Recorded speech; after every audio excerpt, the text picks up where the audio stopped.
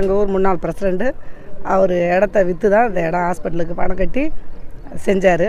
அதில் எங்கள் எழில்மணிங்கிற என் கொழுந்தனாரும் ஷேர் பண்ணி தான் இதை வாங்கி இந்த இடத்த எங்கள் ஊருக்கு அமைச்சிருக்காங்க. ஆனால் எங்களுக்கு ரொம்ப கஷ்டம் ஹாஸ்பிட்டலுக்கு போகிறதுக்குன்னா, இது இருக்கிறதுனால எங்களுக்கு எவ்வளவோ சௌகரியம். எங்களுக்கு ரொம்ப பெருமையாக இருக்குது சார். அவர் ஆனால் ஆட்சிக்கு வந்து யாருக்கும் எதுவும் செய்யலைங்கிறது ஒரு இல்லாமல்னா எங்களுக்கு செஞ்சுருக்காரு. மக்களுக்கு சொந்த இடத்த வீடை விற்றுட்டு அவர் வாங்கியிருக்கிறார். உண்மையிலே அவங்களுக்கு 4 பசங்க. ஆமாம், அவர் கஷ்டப்படுறாரு ரொம்ப. இவ்வளோ கஷ்டத்துலேயே அவர் செஞ்சுருக்கிறாரு. ஹாஸ்பிட்டலில் போனால் நீங்கள் எங்கே போவீங்க?